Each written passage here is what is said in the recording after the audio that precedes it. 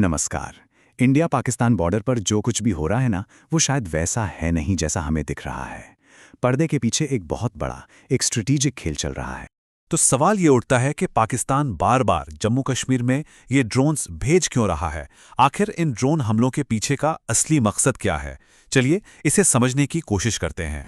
तो चलिए सबसे पहले देखते हैं कि हाल में हुआ क्या है जिससे ये पूरी पहेली शुरू हुई। देखिए, हुआ ये कि अभी 2 दिन पहले 4 से 6 पाकिस्तानी ड्रोन्स ने जम्मू एंड कश्मीर में घुसने की कोशिश की।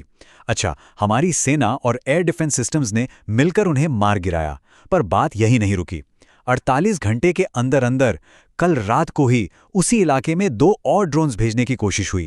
तो सवाल ये है कि आखिर पाकिस्तान का असली मकसद क्या है? बार बार ये कोशिशें क्यों हो रही हैं? अच्छा, क्या ये सिर्फ नॉर्मल स्पाइंग है? लगता तो नहीं, क्योंकि जिस तरह से और जिस जगह पर ये ड्रोन्स आ रहे हैं ना, उससे साफ है कि निशाना कुछ बहुत बड़ा है। और यहीं पर कहानी का सबसे बड़ा ट्विस्ट आता है। जो असल टारगेट है वो है भारत का S-400 एयर डिफेंस सिस्टम। तो पूरी थ्योरी ये है कि पाकिस्तान बौखलाया हुआ है और वो किसी भी तरह भारत के S-400 सिस्टम को ढूंढ निकालने की कोशिश कर रहा है। और देखिए, ये कोई नई बात भी नहीं है। पहले भी ऑपरेशन सिंदूर के वक्त पाकिस्तानी अधिकारियों ने, यहाँ तक कि उनके डिफेंस मिनिस्टर ने भी खुल्लम खुल्ला ये माना था कि उनका मेन गोल S-400 को ढूंढना है। तो कश्मीर में जो ये हो रहा है, ये उसी खोज की एक अगली कड़ी लग रही है। तो अब सवाल ये है कि आखिर S-400 में ऐसा है क्या? ये इतना इंपॉर्टेंट क्यों है कि पाकिस्तान उसके पीछे हाथ धोकर पड़ा है? चलिए समझते हैं। S-400 समझिए भारत के लिए एक अभेद्य किला है। एक ऐसा किला जिसे भेदना नामुमकिन है। इसके होते हुए कोई भी हवाई हमला, चाहे वो मिसाइल हो या फाइटर जेट, कामयाब नहीं हो सकता। ये सच में एक गेम चेंजर है। अब देखिए, भारत की जो पूरी एयर डिफेंस स्ट्रैटेजी है ना, वो एक चक्रव्यूह की तरह बनाई गई है।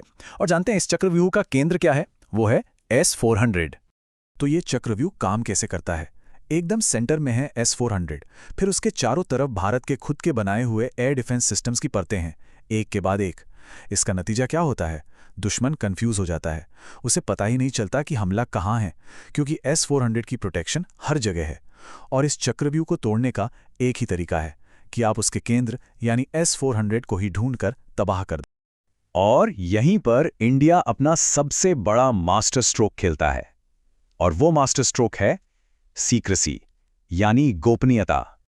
देखिए, आज तक भारत ने जितने भी हथियार खरीदे हैं या खुद बनाए हैं, सबका पब्लिक में इनॉग्रेशन हुआ, मिलिट्री एक्सरसाइजेज में दिखाया गया, सबको पता होता है कि वो कहाँ हैं।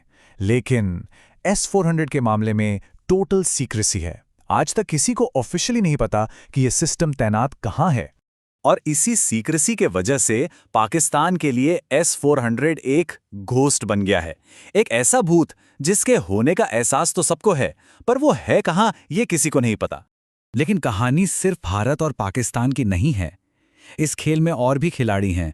इस खोज में पाकिस्तान अकेला नहीं है। पाकिस्तान की मदद कौन कर रहा है? टर्की और चाइना। और सबसे इंटरेस्टिंग बात क्या है, इन दोनों देशों के पास भी S-400 सिस्टम है। तो डर यह है कि ये दोनों देश S-400 की कमजोरियों के बारे में, उसे ट्रैक करने के तरीकों के बारे में सारी इंटेलिजेंस पाकिस्तान को दे रहे हैं। तो ऐसे में इस 3 देशों के अलायंस से 2 कदम आगे रहने के लिए भारत का सबसे बड़ा हथियार सीक्रेसी ही है। सीधी सी बात है, जब दुश्मन को पता ही नहीं होगा कि आपका ब्रह्मास्त्र है कहाँ, तो वो उस पर हमला करेगा कैसे? तो आखिर में सवाल यही बचता है, आसमान में जो ये लुका छिपी का खेल चल रहा है, ये जो अदृश्य युद्ध है, क्या इसमें भारत का ये गोस्ट कभी पकड़ा जाएगा?